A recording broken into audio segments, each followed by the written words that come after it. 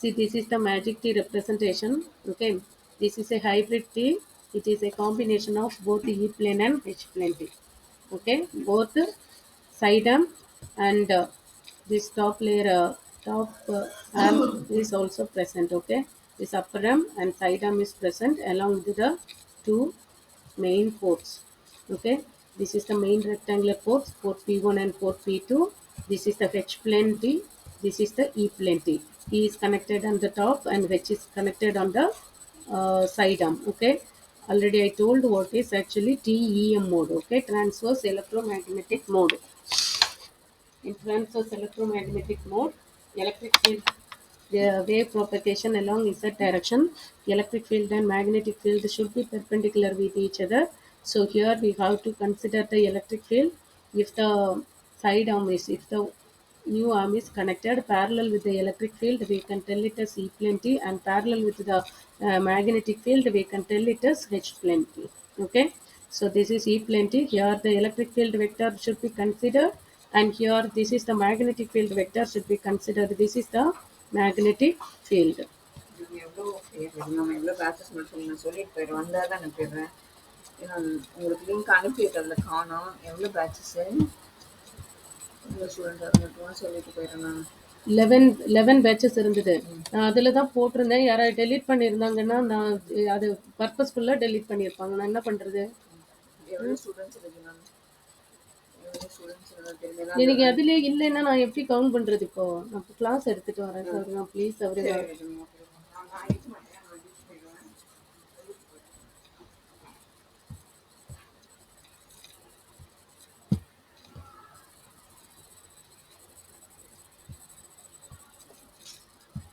E plenty and H plenty.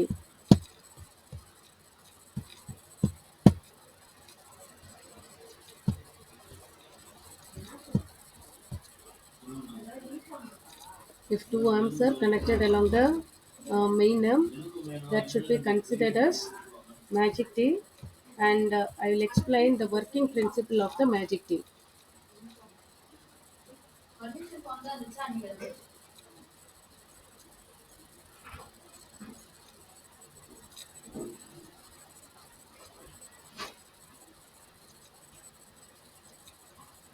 See, first step of the magic T is when we are applying the power to port P1 and port P2, okay, the combined signal we are getting from port P3, okay, the subtracted signal we are getting from the port P4, okay, anyone should be considered as port P3 and port P4. So take this as port P1. I'll explain by this diagram. Port P1, port P2, P4, P3. Okay. So the E plane, E arm is considered as port P3 and H arm is considered as port P4. If power is applied to port P1 and port P2, the combined signal we are getting from port P4 and the subtracted signal we are getting from port P3. And the next thing, if you are applying the power to port P4, okay, HM, if you are applying the power to port P4, the signal is divided and get it from port P1 and port P2. The next one, if the power is applied to port P3, okay, the subtracted signal, the signal we are getting from port P1 and port P2, but it is in 180 degree out of phase. Okay, if the power is applied to any one collinear, any one side arm, either port 1 or port P2, okay, and the power should be collected from H arm and E arm, but one is in phase advance and the next one is lagging of the phase. Okay, see, I'll explain 4 steps we are having in the magic T. Okay, first input is applied to port P1 and port P2. The addition of the signal we are getting from port P4 and subtracted signal getting from port P3. Okay, that is first one. Second step, if the input is applied to port 4, okay, the subtract the that should be divided and getting from port P1 and port P2, P3 is equal to 0. If the power is applied to port P3, the signal we are getting from port P1 and port P2, but 180 degree out of phase, port P4 is equal to 0. The signal is applied to port P1. Okay, port P2 output is 0. Port P3 and port P4 we are getting output.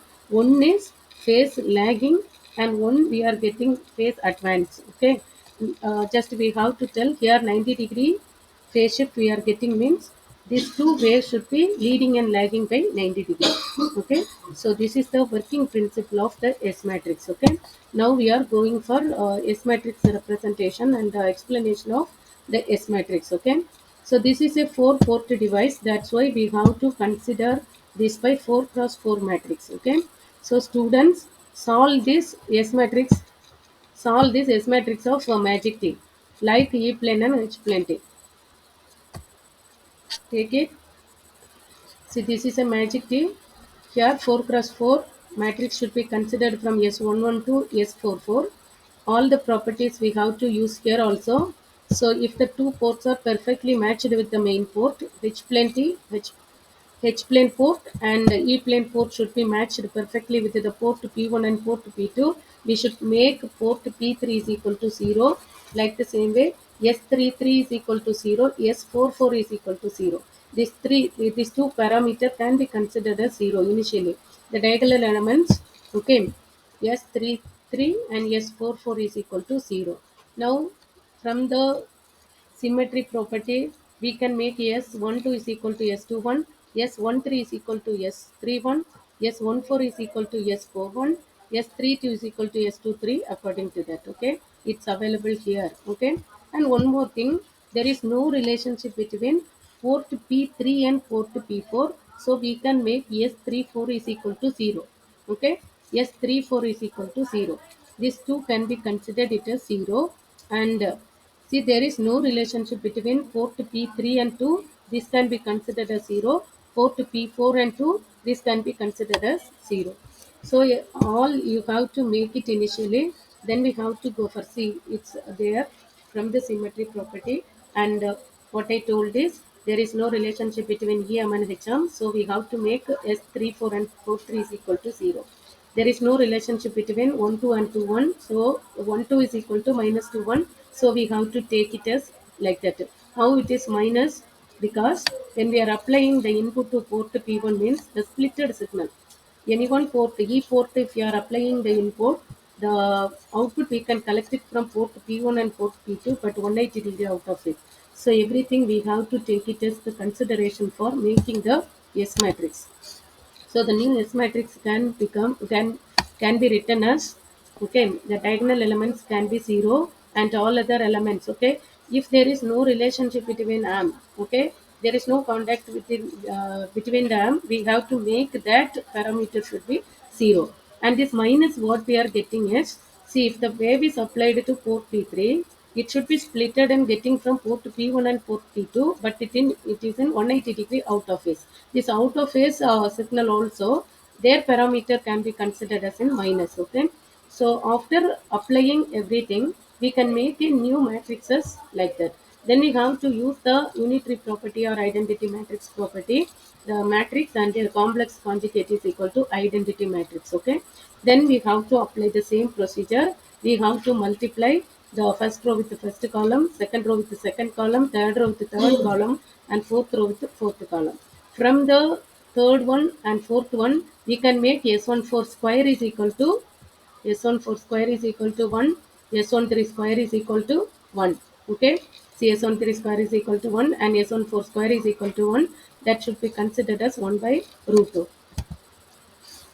See, now substituting all the values in the previous matrices, we can get S11 square is equal plus 1 by 2 square, 1 by 2 square, because this value already we have derived from third row as well as fourth row. From this we can make S11 is equal to 0, but here there is no reflection, self-reflection, we can consider it as S11 equal to S22.